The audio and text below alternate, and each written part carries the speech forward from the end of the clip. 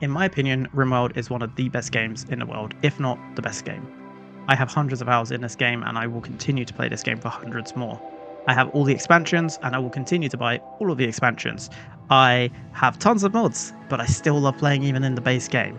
This game is so brilliantly complex, like this tiny decision in the early game has this butterfly effect to create all of these different outcomes into the late game. There is so much to do in this game and I just love it. However, that can mean that this game is a little tricky to get into as a new player. I had my difficulties when I first started playing this game, and what I want to do is I want to create a short set of videos where I sort of show how you can get into the game, what are some of the good settings to set up just so that you're having a good time and you're learning the game before you then start tweaking it to the playstyle that you would like. I'm going to run through, in this particular video, setup up until colonist selection. Then at colonist selection, I believe is complex enough to have its own video, and I don't want this video being like an hour long. And then after colonist selection, we'll get into the gameplay, early game, decisions, UI, that sort of stuff, and we'll take it from there. I am playing at the moment, this is just core. I've got all the expansions disabled. My thinking there is if you're new to this game, you probably haven't purchased the expansions yet. Even if you have, this video is completely relevant still. You'll still learn a lot from it, hopefully. I just wanted to make sure that we don't have the expansion options in there quite yet, so that I don't complicate things for those that are just playing core. I will add the expansions later in this series, and we'll go through what changes that they make and what they added, and how to play with the expansions. But for now, this is just a core game setup tutorial, and hopefully you'll find this useful whatever stage you are in your RimWorld playing career. When you load up the game, you'll have a menu much like this. You might have a different picture here depending on what expansions you have and what picture you've selected. Not really much to go through here. Basic game menu. Options is where you select things like sound and stuff like that. The tutorial, by the way, is perfectly adequate for giving you some good idea on how to get into the game, and I would actually recommend playing this tutorial. However, if anything like me, you'd much rather learn the hard way and watch a couple of quick YouTube videos and then just start playing. Just what we're going to do. Select New Colony to get started, and there are 4 scenarios that you can choose from. The first one, Crash Landed, is the one that I recommend all newer players start with. The reason for this is you start with 3 colonists, so if you accidentally kill a couple, you'll have at least 1 remaining. You start with a good amount of gear to give you some buffer room to get started on building out your colony, and you start with a decent level of the research tree complete. Not all of it, so there's still lots to still manage in terms of your research, but a good little starting chunk so that you have some good bits to get started with. I will run through the other options, but this is my recommendation for what you should start with. Lost Tribe, you start with 5, so you actually start with a couple additional colonists. This can actually make the game move a little bit faster in that early game, but your research level is way lower. In fact, you have to research electricity and stone cutting are usually the 2 things I would recommend you start researching. I won't go into too much detail on that right now, but essentially it can make the game feel a little slow to get into that sort of later, higher tech stuff, but it depends what sort of gameplay that you like playing through. You start off with much worse gear in terms of you only have herbal medicine and you have less silver and generally just less stuff anyway. But because you have more people, it can, more hands make it go faster. The Rich Explorer is the complete opposite. You start with 1 colonist and you're uber rich essentially, hence the name. You start with way better gear, you start with slightly more research than Crash Landed. The only thing I would say about Rich Explorer is it can feel very slow paced in the early game because you have 1 guy doing everything until you can build up your colony.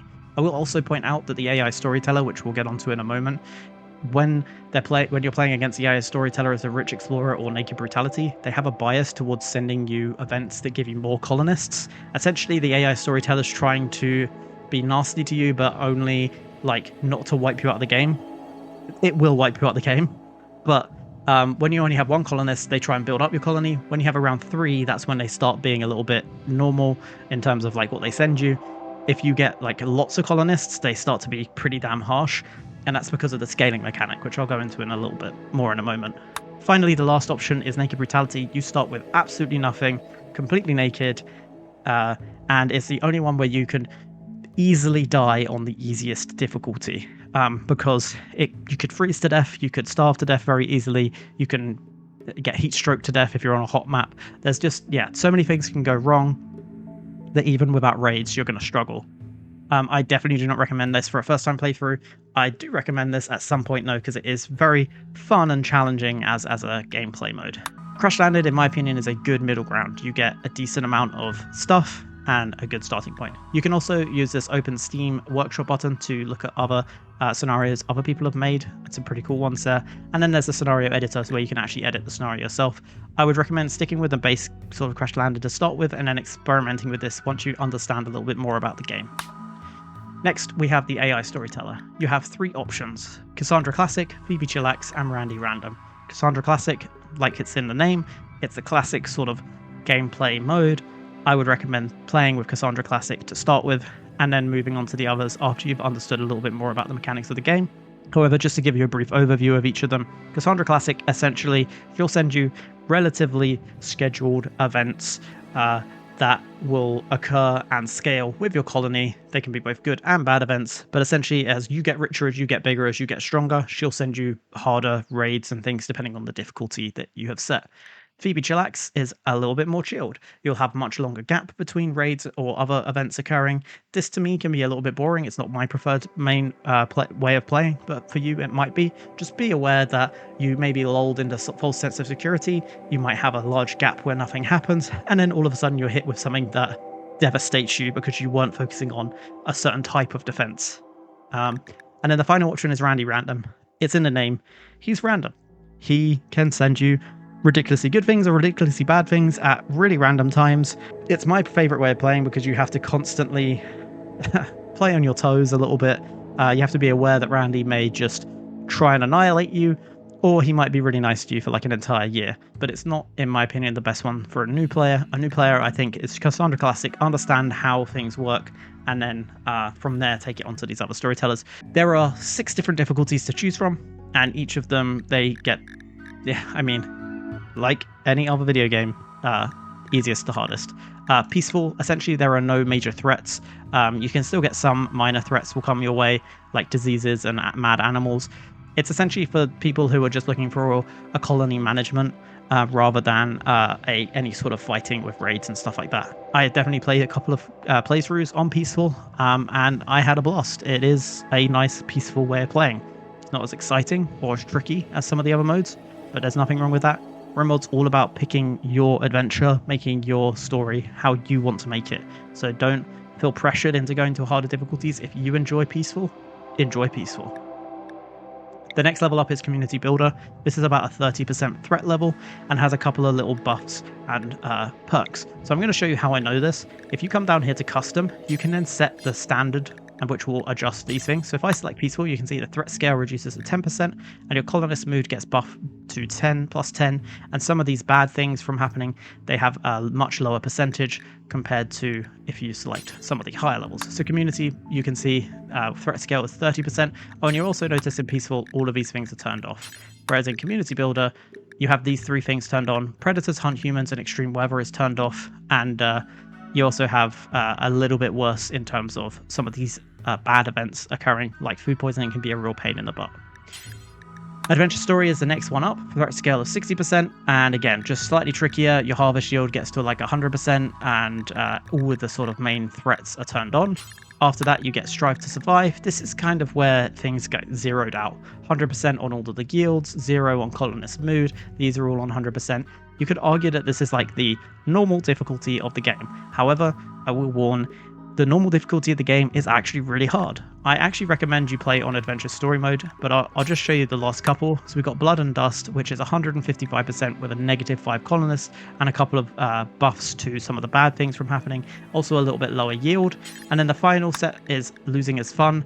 Again, worse yield in some areas, even worse chance, and then a -10 to colonist mood. Basically, this is definitely the hardest mode. If you really want a stupid challenge, set this 500% threat scale. This becomes very tricky, and I do not recommend it as your first time playthrough. First time playthrough, play on Adventure Story. It's a little below like zeroed out average gameplay, but you're going to want that buffer and wiggle room as you learn the mechanics of the game. The next option to choose between is Reload Anytime or Commitment Mode. Select Reload Anytime. Now, you can go for commitment mode. All it means is it's harder for you to load and save and load the game. Say you have a large raid drop and you failed it, you could reload to before the raid and continue to try over and over and learn from that. So that's why I recommend for new players to do reload anytime. Then maybe if you're feeling up for it, set yourself the challenge of commitment mode.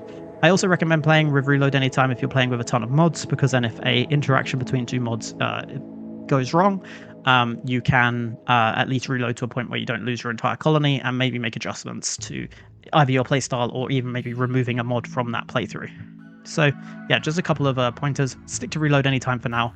Come back to commitment mode in the future.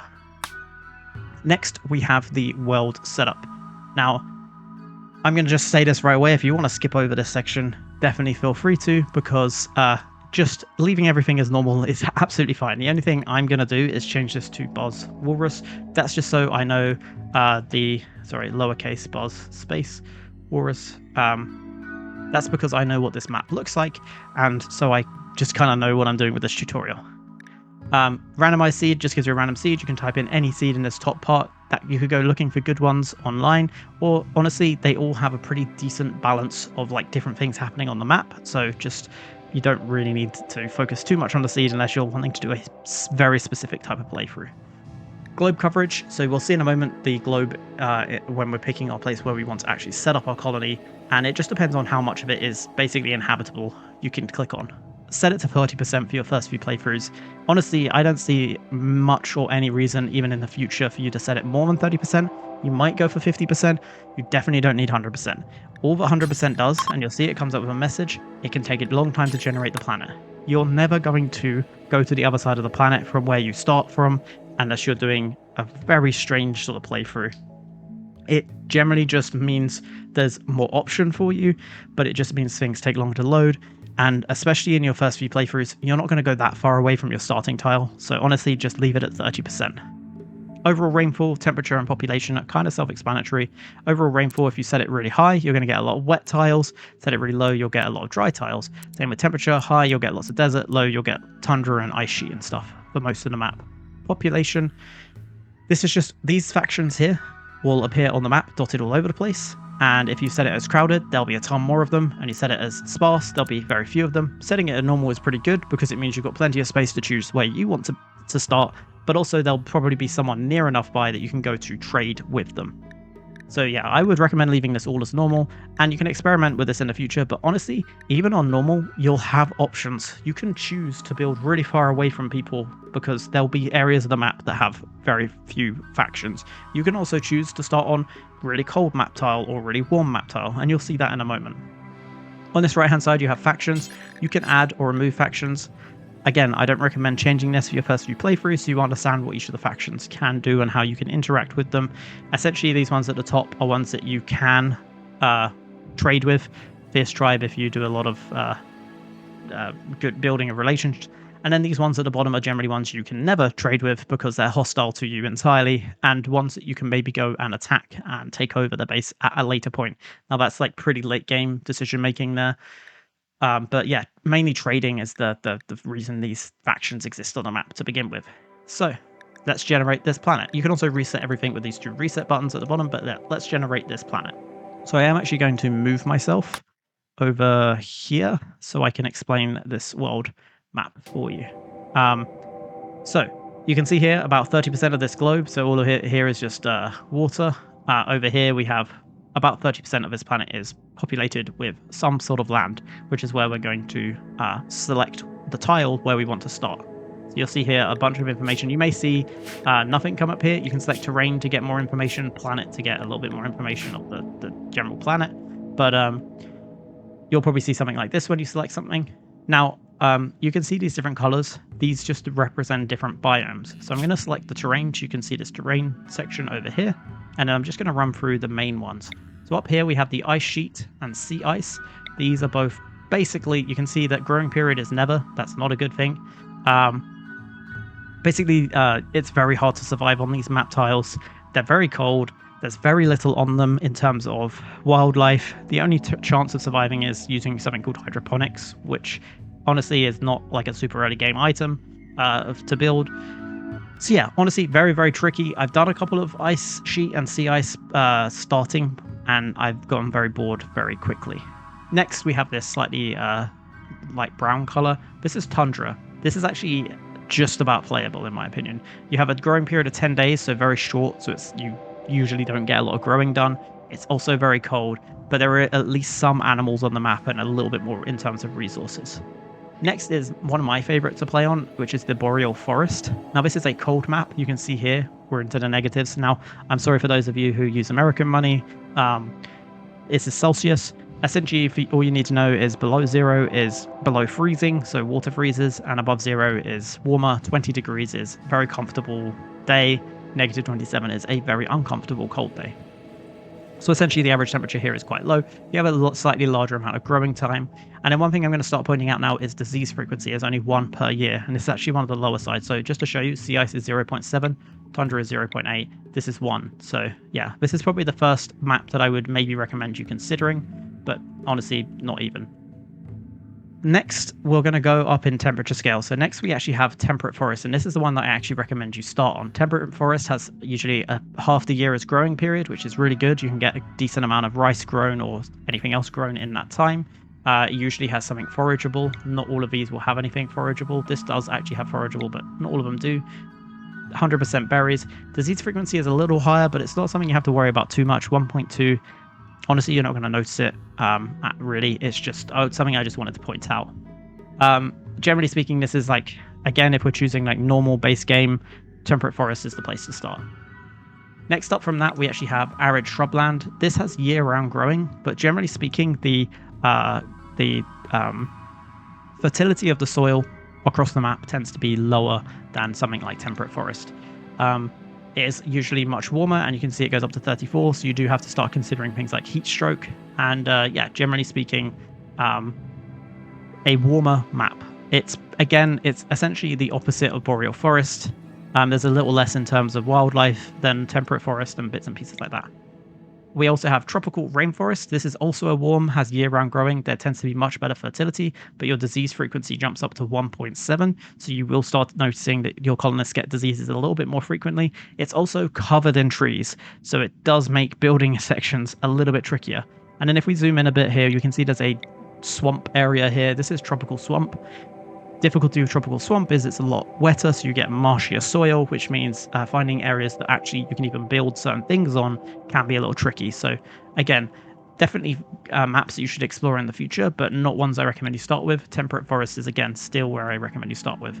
And then this yellow color is desert, if you hadn't already guessed. It gets much hotter. Your growing period actually can become less in this case. It's because this particular desert is actually quite a cold one. If we move up into this section over here where I think we have some extreme desert going on, yeah, you'll notice it gets a bit warmer.